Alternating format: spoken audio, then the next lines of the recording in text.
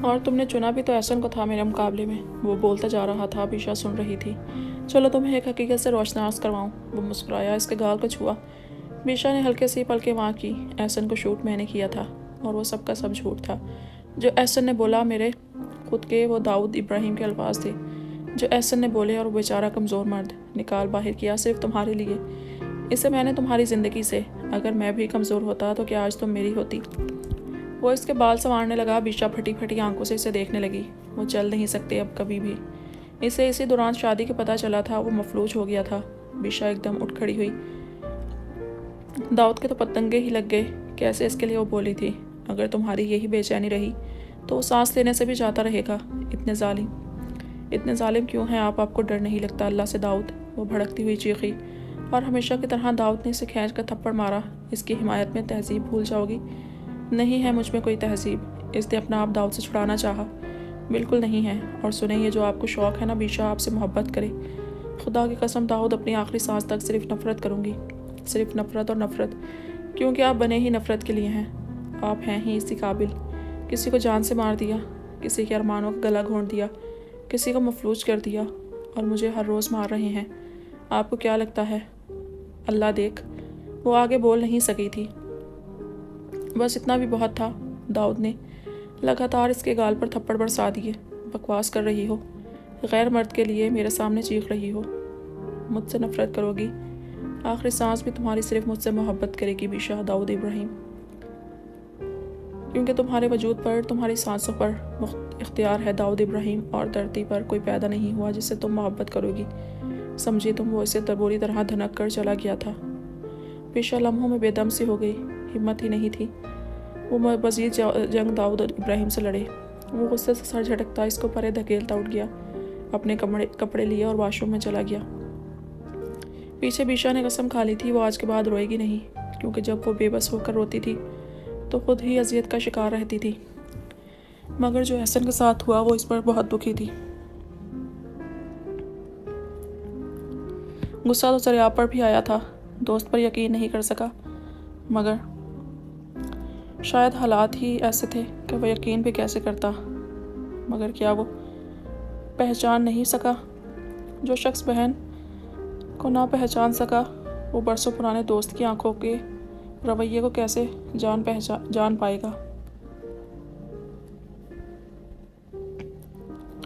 हुरैन शाम में तैयार होकर बाहर निकली तो मोरे ने इसकी बलाएं उतार ली। वो स्याह सूट में कामदार इतनी प्यारी लग रही थी। आज मोरे के पास कुछ मेहमान भी आए हुए थे। वो इन सब से भी मिली। बहुत ही खूबसूरत है ज़रा आपकी दुल्हन तो, एक औरत बोली, और सुगड़ भी माशाल्लाह, दूसरी ने कहा। हुरैन मुस्कुराकर इनके पास बैठ गई। बहू की गोद भरी क्या? एक ने पूछा तो हुरैन ने मोरे की तरफ देखा और मोरे ने भी हुरैन की तरफ। नहीं, अभी तो नहीं, मगर जल्द हो जाएगा। अभी शादी का वक्त ही कितना गुजरा है, मोरे ने कहा। नहीं बहन, पहला बच्चा तो जल्दी होना चाहिए, वो बोली तो मोरे फीका सा मुस्कुरा दी। बेटी की तो बहुत मुबारक हो खैर तुम्हें, मुस्कुराकर एक बोली। तो ये मोरे और हुरैन के लिए झटका ही था। दोनों ने एक बार फिर एक दूसरे को देखा। क्या हुआ? ऐसा लगता है जैसे तुम्हें इल्म नहीं। वो बोली, अरे खैर से माशाल्लाह 3 माह होने को आए हैं तुम्हारी बेटी को, और अब तक तुम्हें इल्म भी नहीं। वो औरतें हैरानगी से बोली, नहीं ऐसा नहीं है, पता है हमको माशाल्लाह। मोरे का मुंह सा उतर गया। अरे वो तुम्हारी अम्मी के घर के साथ वाली नहीं थी? वो औरत याद दिलाने लगी। जी, मोरे बोली, अरे वो ही तो जाती है चेकअप करने तुम्हारी बेटी को, मगर इसे लगता है बेटी है, अभी पता तो नहीं कराया वैसे। वो औरत मुंह बनाती बोली। मोरे कुछ कहने के काबिल नहीं रही थी, चुप हो गई। कुछ इधर उधर की बातें करके वो औरतें चली गई। हुरैन को तो गोया सांप सूंघ गया। हाँ, इनकी शादी को 6-7 माह तो हो गए थे, मगर इसने तो अभी बच्चे के बारे में सोचा भी नहीं था, जबकि बीशा को हुए 3 माह गुजर चुके थे। इन्हें खबर तक नहीं थी। आज इन्हें यह खबर मोहल्ले की औरतों से पता चल रही थी। मोरे भी खामोश थी। वो इसकी माँ थी। क्या इन्हें खुशी नहीं होगी इस बात की कि इनकी बेटी माँ बनने वाली है? और बीशा ने बताना भी ज़रूरी नहीं समझा। दोनों ही खामोश थीं। किसी ने कुछ नहीं कहा। दोनों ही उठकर अपने अपने कमरों में चली गईं। सरियाब को जब यह पता चला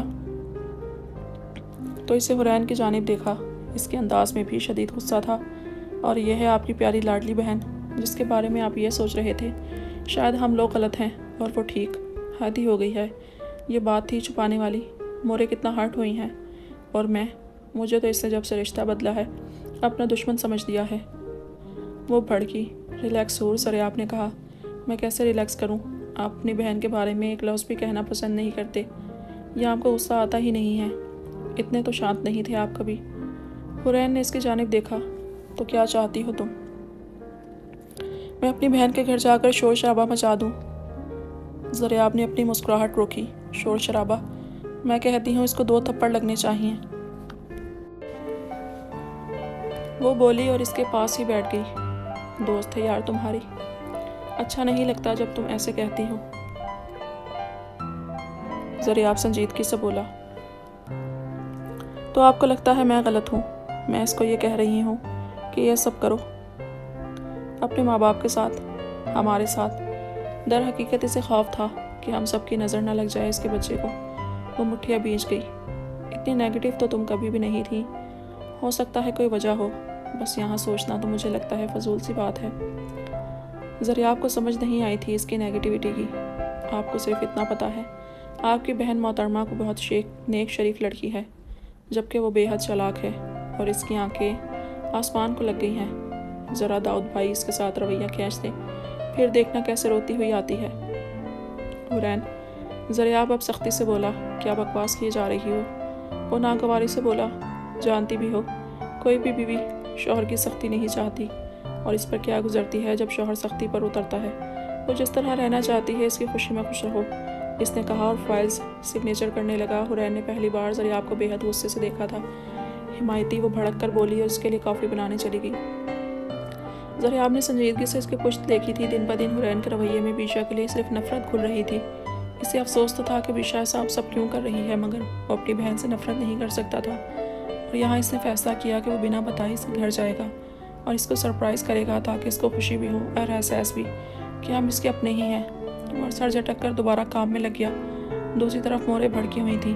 वो अख्तर साहब को सुना रही थी कि हमने खुद ही गलत फैसला किया कि इसकी शादी इतने अच्छे लोगों में, इतने बड़े घर में और इतने अच्छे इंसान से कर दी। वो तो माँ बाप को कुछ समझते ही नहीं। अख्तर साहब खामोश थे, कुछ नहीं बोले। और जहान को पता चला तो वो भी इनके साथ लग गया था बीशा की बुराइयां करने। बीशा को लग रहा था आज इसका अहमाल नामा इसके हाथ में आना है। आज दाई ने आना था और पता चलता कि वो हवेली को वारिस दे भी रही है या नहीं। बीशा बेवजन पत्ते की तरह कांप रही थी। अलबत्ता दाऊद बेहद खुश और मुतमईन था। वो अपने रब से एक ही दुआ मांग रहा था कि इसे वो ही खबर मिले जो वो सुनना चाहती है। शायद इस तरह इसकी ज़िंदगी में नरमी आ जाए। सुबह से दाऊद ने इसे कोई काम काज करने नहीं दिया था। वो बिस्तर में ही लेटी हुई थी। सर्दी भी ज़रूरत से ज़्यादा थी। दाऊद कुछ देर के लिए बाहर गया था और इसने इसका चेहरा थामा।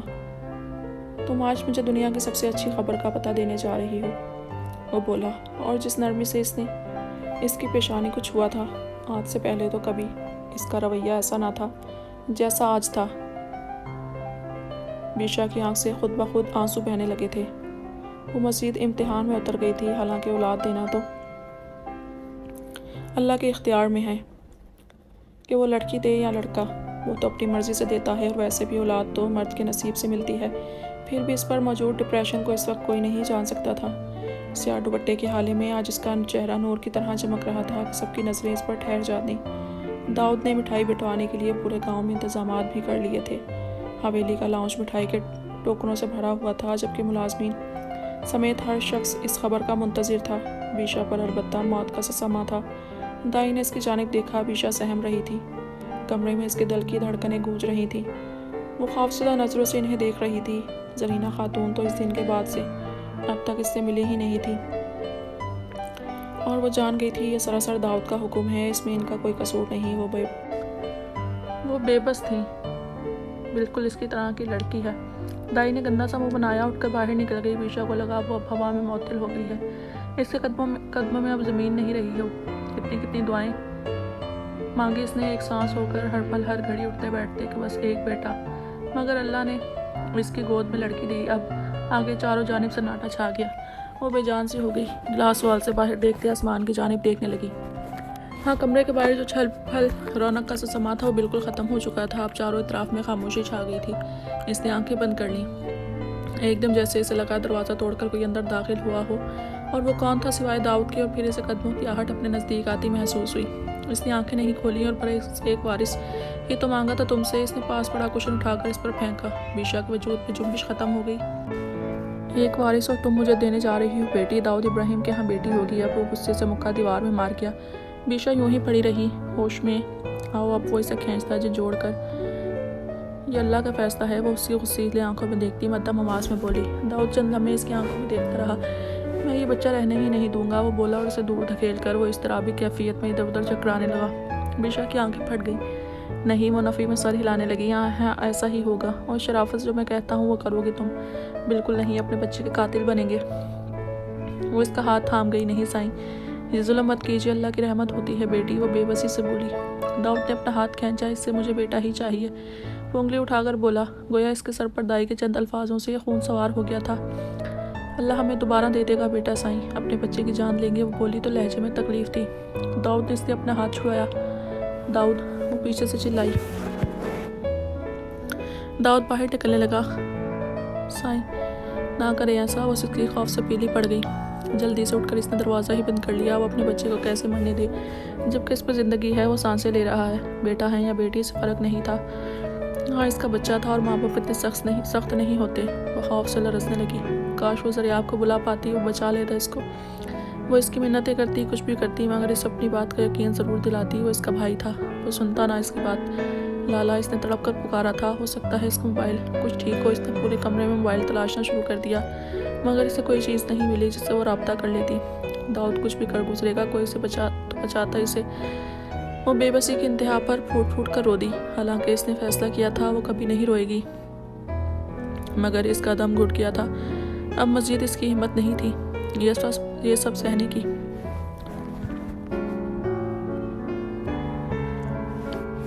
दाऊद इब्राहिम की मिन्नत करने की इसमें मज़ीद शिक्कत नहीं थी। वो यूं ही वक्त गुजरता गया। इसके आंसू खुश्क हो गए। इसके कमरे में कोई नहीं आया। इसे भूख लगी थी। इसे ज़रा यकीन हुआ कि वो दाऊद घर पर नहीं है। इसने कदम बाहर निकाला। मर्दान खाने में भी कोई नहीं था। वो किचन में आ गई। बाल बिखरे हुए थे, दिल की धड़कन तेज थी, और वो किचन में खाना देखने लगी। बीशा बीबी, आप यहाँ? ज़ारा मुस्कुराती हुई किचन में आई। ये कैसा इम्तिहान था?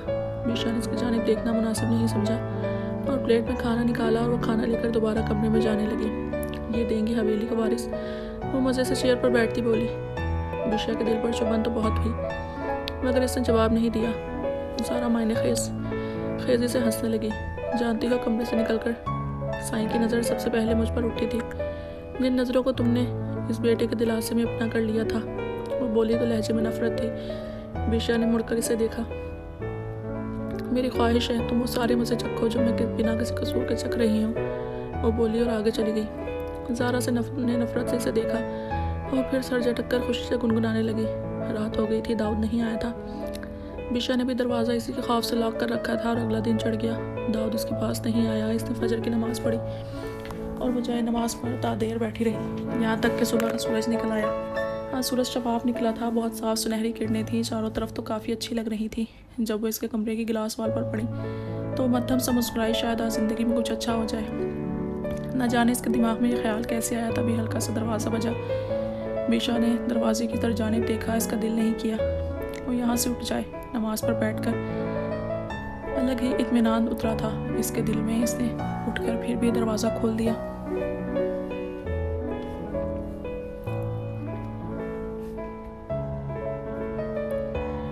दाऊद था सामने। इसे हैरान की हुई वो दरवाज़ा बजाकर कैसे आया। बीशा ने अपनी हैरत को छुपाया और इसने दाऊद को अंदर आने दिया।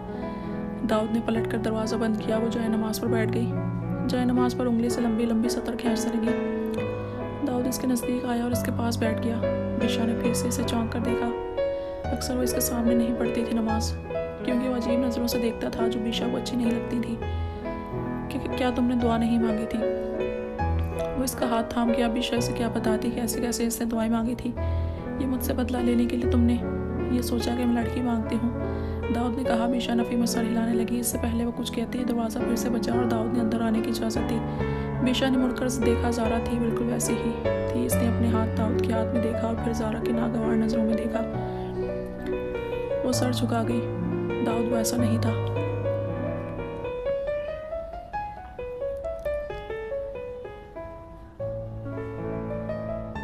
चलो कोई बात नहीं। तो इसमें अच्छी थी। ज़ारा के हाथ में दूध के गिलास ट्रे में रखे थे, इसने टेबल पर रख दिए। दाऊद ने वो गिलास बीशा के पास रखने का हुक्म दिया। ज़ारा के मुंह पर इतनी नफरत थी कि बीशा बस इसे देखती रह गई। इसने फिर से सर झुकाकर अपना हाथ दाऊद के हाथ में देखा। ज़ारा बाहर चली गई थी। तुमने कुछ खाया? दाऊद ने सवाल किया। बीशा को लगा बरसों बाद इससे किसी ने यह सवाल किया था। वो मध्यम से मुस्कुराई, एक बात का मुस्काई। वो बोली और अब की बार बीशा ने दाऊद के हाथों में थाम लिया। बेटा हो या बेटी। दाऊद ने इसके लबों से गिलास उठाकर लगा दिया। इससे पहले वो बात मुकम्मल करती, बीशा ने इसमें से घूंट भरा। दाऊद ने गिलास वापस रख दिया। अल्लाह की मर्जी है, हम अल्लाह से मांगेंगे बेटा भी मिल जाएगा। वो तो सबको देता है, हमें भी देगा। हम अपनी ज़िंदगी में सारी नफरतें निकाल कर भी तो ज़िंदगी गुजार सकते हैं। वो बोलती जा रही थी, मगर मोहब्बत फिर नहीं होगी। इसने खुद भी अपने गिलास में से घूंट भरा और बीशा के लबों से भी गिलास लगाया। बीशा ने एक और घूंट भरा। बीशा ने इसकी जानिब देखा। अगर वो गुज़िश्ता शब को रोज़ याद करती तो शायद वो कभी इससे मोहब्बत ना कर पाती, मगर आज वो बदला हुआ था और इसका दिल कह रहा था कि अच्छा होने जा रहा है। मोहब्बत तो सारी कदूरतें निकल ही जाएंगी। वो आहिस्ते से बोली, मेरे बच्चे को एक्सेप्ट कर लें।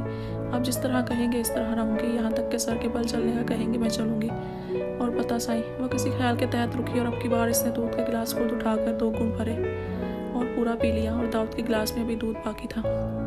इसने वापस रख दिया। मुझे लगता है हमें एक बार डॉक्टर से भी चेकअप कराना चाहिए। हो सकता है इन आंटी को गलत लगा हो सकता है हमारे यहाँ बेटा हो। बीशा के बोलने पर वाकई इसने चौंक कर बीशा को देखा।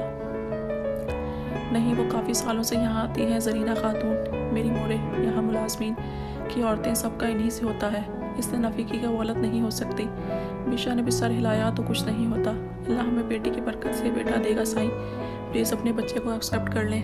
वो मिन्नतें कर रही थी। शायद ही कोई बीवी होगी जो इस तरह अपने ही बच्चे को इससे एक्सेप्ट कराती। मुझे अफसोस है मैं ऐसा नहीं कर सका। दाऊद ने इसकी जानिब देखा। बीशा की आंखें भीग गई। प्लीज़ साईं, कुछ तो रहम खाएं मुझ पर। मैं अपनी औलाद को कैसे मरते हुए देखूंगी। वो सिसकी।